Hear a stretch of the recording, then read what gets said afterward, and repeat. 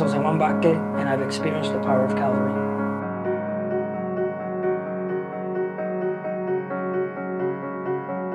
As far as I could remember, I remember my parents bringing me to church early on when we lived in Puerto Rico. It was a church called Cristo Viene Pronto. And I have very vague memories of, I just remember a lot of people running around and just me falling asleep. And that's pretty much it. We didn't really grow up in church. I moved here when I was 8 years old. We left Puerto Rico. One of the memories I have was waking up to my parents opening the door to policemen, and they were looking for one of my brothers. When we came to Woonsocket, my brothers, you know, as they grew up, you know, around 13, 14 years old, they started to hustle in the streets and deal narcotics and drugs and stuff like that. And, you know, I always saw that side. It's what I grew up around, in the streets of where around my neighborhood. That's all I grew up around, was drug dealers, fights, gangs. And I wanted to be a part of that. I wanted to be like my brothers. I looked up to them. I wanted to deal drugs. I wanted to be in a gang. I wanted to fight, because I was looking. That was who I saw. That's what I saw. I saw quick money, fast money being made, but I also saw the pain that my mom had to go through and my parents had to go through every time my brothers got into some problems with the police and got locked up. But I also, you know, so that side of seeing my mom hurt, crying, praying for them, and that kind of kept me away. Plus, my brothers didn't want to bring me into that lifestyle. Even though I always followed them, I always wanted to be with them, wanted to be like them, they always advised me not to be like them. They never encouraged it, and they never wanted me to be a part of it. They didn't want me to be like them. When I was about 14 years old, my brother was locked up. My father was locked up, and they were looking for one of my brothers because he had stabbed a man around 10 times and almost killed him.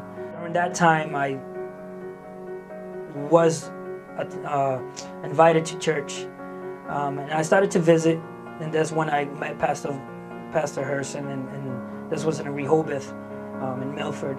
And little by little, I started, you know, visiting more and more, until one day when I got the call that my brother got arrested, and they finally caught him. And that's when, that Friday night, I went to church and I gave my life to God. I remember first meeting Pastor Herson in Rehoboth, and he actually was the one that gave me the nickname JJ. Most people don't call me Jose Juan in church. Everybody calls me JJ, and it was thanks to Pastor Herson, because he thought that saying Jose Juan was too much, so he cut it down to JJ. And I started to attend church more regularly, and I started to fall in love with the Word and with praying and with the presence of God. I just fell in love with it. You know, I would travel to Milford from Woonsocket almost every day just to spend time with the people in Milford, these new people who had shown me love like nobody else before. You know, this was a time where I felt alone because I didn't have my brothers. I found these group of men and women in Milford who helped me out, who cared about me. Not that my family didn't, but it was a new love that I've never felt before. I was just on fire. I wanted to do everything. I wanted to read the Word. I thought I was going to become the best preacher in the world. That's who I wanted to be. To God, all the glory. We won a lot of lives in Woonsocket for Christ, to the point where we had about 130 youth coming to Friday night services, and on Sundays from Woonsocket, from Ashland, from Milford, from Framingham. I got involved with somebody in the youth, and I wish I could go back and take the pastor's advice. I remember till this day the meeting we had, me and one of my friends, and he warned me and warned me and warned me. The pastors warned me, but I was about 16, 17 years old. I wasn't trying to hear it, you know. I'm like, yeah, you know, it's not gonna happen. You know, the things that he warned me about, I thought I knew more than him, and I didn't take heed to his warning. And around the age of 19, it really affected me to the point where I stopped going to church, and I left church because of that relationship that I was in. Being so active and being so close to my pastors and to the leaders of the church, I didn't want to be part of anything.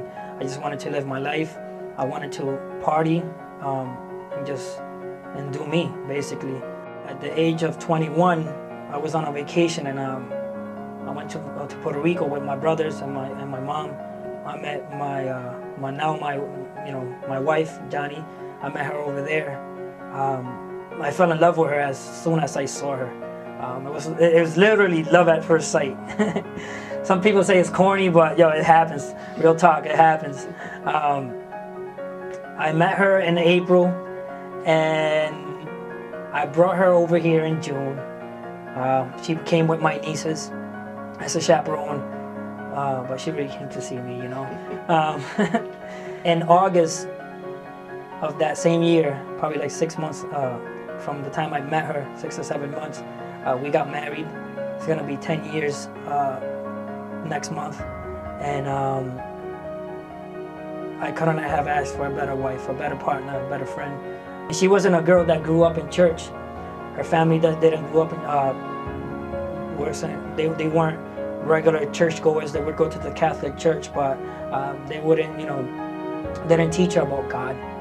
Before getting married, I was trying to get her, but she wasn't trying to hear it. She was trying to leave her house married, So I was like, just come over here. Come move over here. She was like, no, I can't leave my house without being married first. So, and she wasn't a Christian woman, but she had her morals, and I'm glad she did, because we got married and the right way, and she did it the right way. She left her house the right way, and so I thank God for her. She's given me 3 beautiful children. I almost lost my wife. At the time, I almost lost my children, and I got scared because I couldn't imagine my life without them. I didn't want to stop doing the things I was doing because I was so in love with the sin that I was doing that it was hard to break away from it. But when it got to the point where I almost lost her, lost my children, it really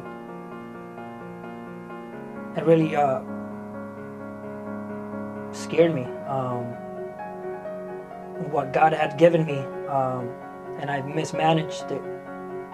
The blessings that He has given me, that kind of got me shook, and kind of brought me back. I've started to become the man, tried to become the man that He's called me to be the pastor of my family. I didn't want to do what my father did.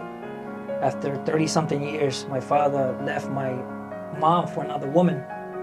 And my father wasn't a bad man, but he got caught up, he lost focus, and took his eyes off of Jesus, and ended up costing him the marriage between my mom and him, and that really affected me. I don't want my children to have to struggle with the things I struggle. I've been called by God. I know I'm called. I know what I'm called to do, and I don't want my kids to have. I don't want my 2 sons and my daughter to have to struggle with the same things. I need to break that curse for my family. Now, I've always been part of Calvary. I was just in and out, coming in and out through different locations, 251 and different locations. I've been with Pastor Herson for about 15 years now. Minister Lewis and Nico got ordained. And I just sat back and I looked at the last 13 to 14 years and how I let it slip through my hands.